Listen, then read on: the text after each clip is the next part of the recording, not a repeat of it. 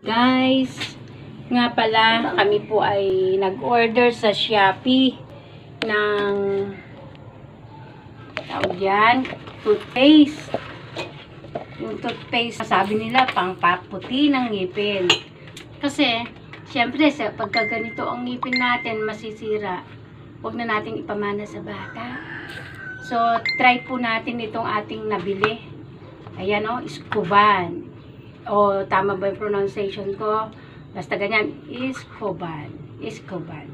Ito daw ay whitening with baking soda and hydrogenic acid. So, makikita po natin ito ngayon. Susubukan po natin. Hindi po natin ito ikakat. Try po natin. Sa Shopee ko po ito nabili. Sa Shopee. So, may kasamang toothbrush, toothpaste, at ito nga yung Escoban powder. Ano ba to? Soap. Whitening for teeth daw po ito. Reduce gum problems and reduces ano to? Oral bacteria. Yung may mga tartar kung may nakadikit po siya. Ganon. So, tara, buksan natin. Ibig sabihin, ano ba yan? Magtututbrush muna tayo bago po natin gamitin. Ito po yung kanyang laman, no? Tingnan natin, ha? Ayan. Tapos, gagamitin natin, paano ba to? Kutsarami. Hindi pa, teka. Relax, stay put ka lang dyan. Hindi ko ayun, pinapaikot pala. Halo, Ay, powder. okay. Alisin mong ganun para hindi matapon. So, ito, nakaayos siya kaya hindi siya basta-basta tatapon kasi may takip. Itatakip mong ganun. So, yan. Mamaya po natin ito gagamitin. Powder siya, yung powder niya. So, ito po ang kanyang Escoban toothpaste. So, gusto natin maputi ang ating ngipin sa pagbablog. Ayan. So, ito po siya. Ayan. Escoban toothpaste. Kailangan makita po natin yan. So, ito po yung kasamang toothbrush ng Escoban. So, gusto natin na pag nag-vlog tayo, malinis ang ating ngipin. So, buksan natin. Tara. Siyempre, ito. Okay. Pasain mo na, Day. Ayan. Tapos, siyempre, ito yung toothpaste. Lagyan natin siya. Try natin. Gusto natin lang maputi ang ngipin. Uy. May sealed pa rin. So, ang ganda. Hindi siya basta-basta tumatapon. Ayan. May sealed lahat. So, ganda.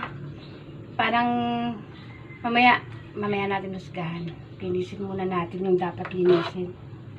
So, okay. So, ayan, okay na. Ibalik natin yung takip. Balik natin. Ayan. So, lagyan natin yung toothbrush ng Escoban. Ayan. Escoban. Kailangan, sabi dito, 30 seconds. 30 seconds nga ba? Sayin natin nga. So, yan. Kailangan natin mag-mumog. Siyempre, mag-mumog. Tagal. Huwag mo na tatapon na yun. Okay na yun.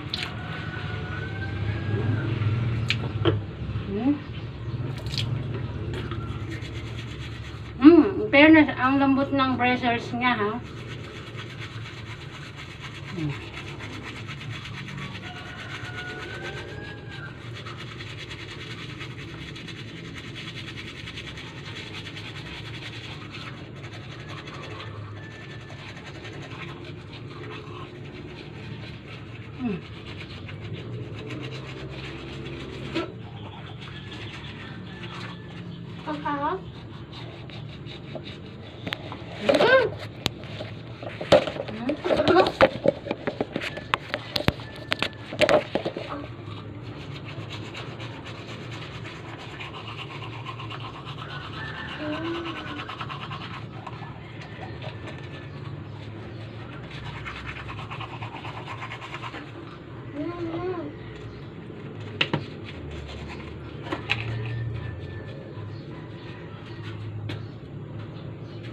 Mm. Mm.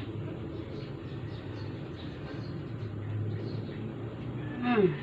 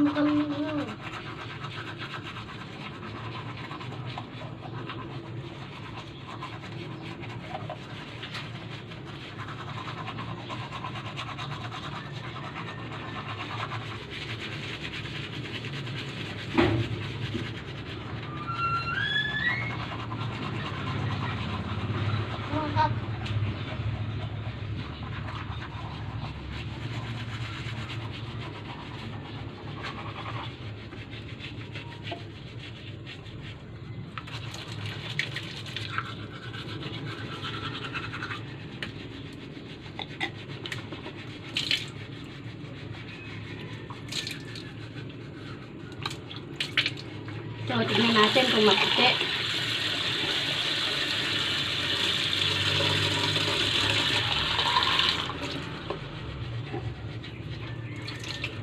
Masarap po siya sa bibig. Hindi siya maanghang. Pwede sa bata. Talaga naman. Tignan natin yung teeth. Sa unang gamit daw po mga kaibigan, di muna siya agad syempre makukuha sa isang higaan o isang kaskasan, ano po. So, ang malaga, naalis po niya yung bad breath. At kung may bulok ka po sa ngipin, syempre, maaalis po yun, susolusyonan ang problema mo. Pagkatapos, dahil nga gumamit po tayo ng Scuban powder. So, ayan o. Tingnan po natin bukas ulit. Hindi. Every once a week po at least ganyan or 3 times a week. Makikita po natin yung pagbabago po kasi mahilig po ako magkape. So, kahit walang mga buo-buong tartar yan, pag mahilig ka magkape, kung ano yung kinakain mo, ganun. Siyempre, aamoy yan. Pero, ayan. Okay na ito siya, yellow teeth, ano? Tingnan po natin yung susunod. Kung talagang puputi siya ng ganun kaputi. Sana papanood po natin, ha. Gamit ito. Sa Shopee ko po ito in order. Sulit po. Mabango sa hininga. Ayan. Talagang mapapawaw ka naman. Masarap. Siyempre, pag may kausap tayo, kailangan mabango hininga natin, no? Kasi may baking soda po siya. Kaya, tapos may konti-konti lang yung lasa ng mint. So, masarap po sa hininga. So, ayan, tingnan natin. So, ayan yung teeth niya. Mga ilang araw pa, 3 beses, try natin ng 3 beses. Kung talagang puputi po siya ng ganun kaputi. Ayan, salamat po. Bye!